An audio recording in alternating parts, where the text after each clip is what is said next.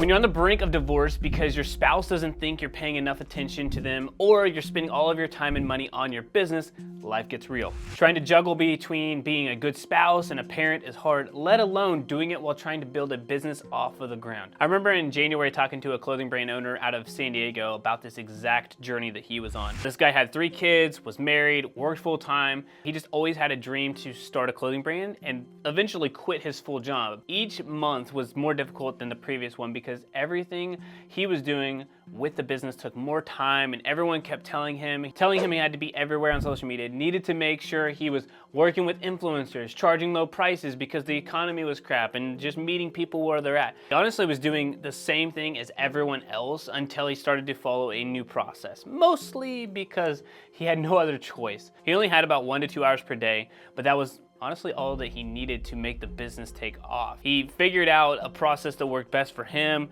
enough of a constrained time, and then stopped doing everything that everybody else told him to do. He's doing now over $150,000 per month, not per year. This is also a brand. This is a guy that was doing like a couple $1,000s per month, maybe if he was lucky. Most were even $300 or $400. So to do $150,000 in 1 month is absolutely crazy. So in this video, I'm going to show you exactly how to build a $1 million clothing brand without some complicated system, how you can implement this exact process and start getting results fast. And it doesn't matter if you're a streetwear brand, boutique, or using print on demand, it works for all clothing brands. And no, I'm not some random fake guru on the internet who rented a Lamborghini to stand in front of it with a ton of fake money. I'm a real person and just a small town kid from Kansas. I watched one video and it completely changed the way that I thought about how to make money online. So when I first started our company, I was consuming a ton of content online, probably the same way that you are now, trying to find solutions on the internet.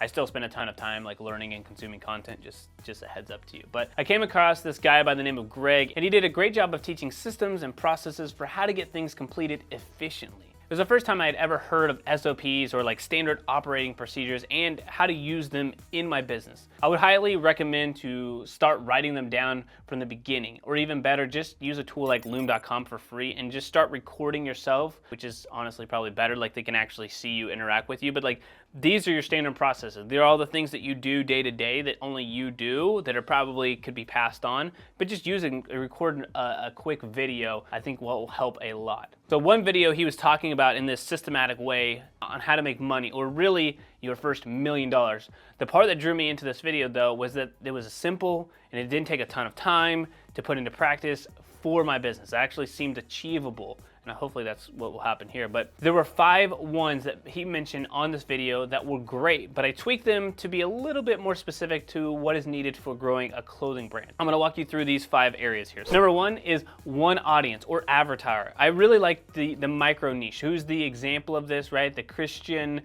clothing brand from Texas. I use that a lot. I really want to go super niche into it.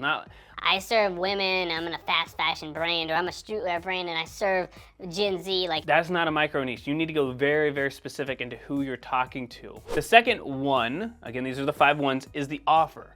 A really good offer for a clothing brand is buy 2, get 3. I know if you're high end, I know if you are like a luxury product, I know if you have all of these things in place, it makes sense. You don't want to give an amazing offer away, but right now your job is to acquire customers. You don't have to use that offer. My point is create an amazing offer. If you're like, oh, give 10% off, it's not going to be a good enough offer. If somebody doesn't buy, and even if you're talking to the right audience, if it doesn't have a good enough offer, you're not gonna get as many sales. So remember to create an amazing offer. The third one, if we're gonna go hand signals here, is the message. Who are you talking to? And be specific. Again, what is that message? What is that journey that you're on? How can you relate to that person? Where do they shop online? Go into the psychographics, not the demographics of that person, but get very, very specific with your messaging. Language that only you and that community use, right? Like Gen Z is really great at this, right? They use different slang. Millennials use different slang.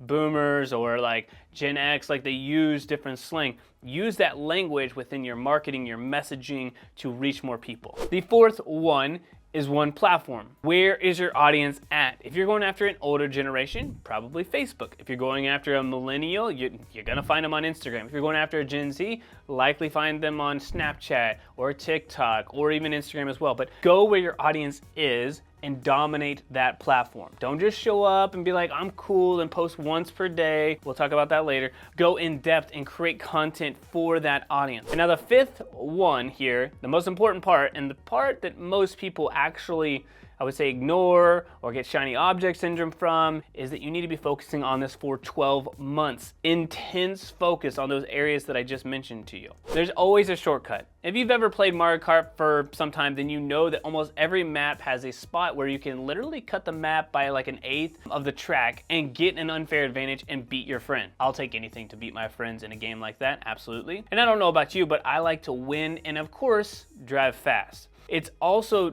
not cheating if the game puts it there, right?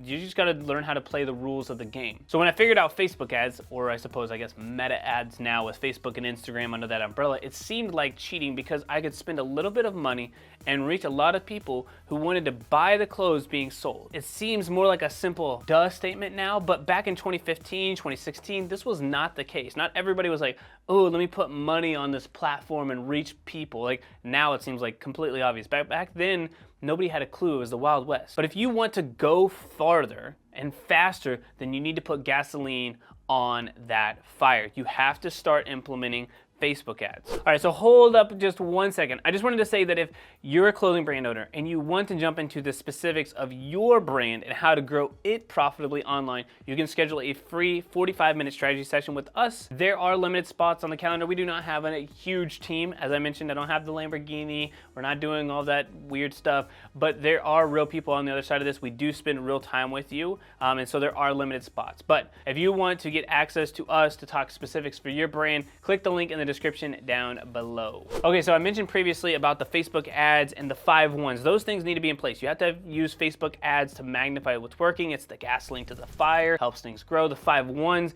gives you the specifics, the thing to help you stand out to get to that $1 million. But right now, there's only one number that compounds uncontrollably in a business that will give you an unfair advantage. And I recently had some work done to our house because we bought the home in the summer of 2022, when at least in the United States was the worst possible time ever.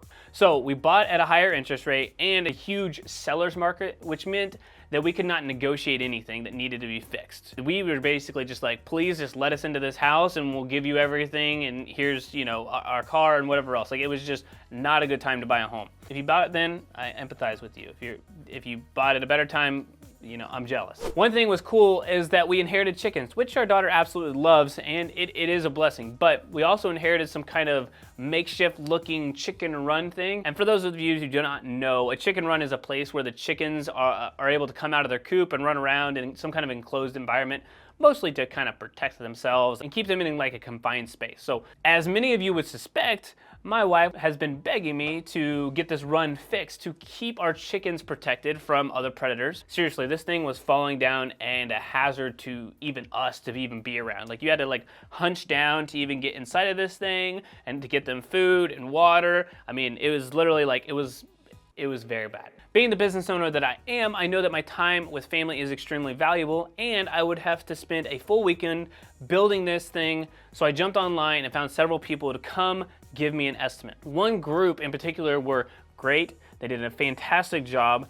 and also pleased my wife, so that was a bonus, right? Happy wife, happy life. That is true here. A few weeks later, I needed their help with another project, and while they were here working on it, they asked me about my porch that needed to have a few things replaced. They literally got me as a repeat customer, and I've referred them, posted on social media, and left them a positive review, and I'm just one customer. You need to get your customers to come back. And in the clothing business, you do not have a business until you get a repeat customer. I promise you, you do not. I want you to get 20 to 40% of your customers to come back every 30 days. If you have a higher end product, maybe 60 days or whatever, or maybe a 20%. But if you're like the $50 to $7,500 average order value, you should be getting 20 to 40% of your customers back every 30 days. This is how you know that you have a good business model. All right, so did you know that the #1 question we get asked is, how the heck do you make the Facebook ads for clothing brands actually work?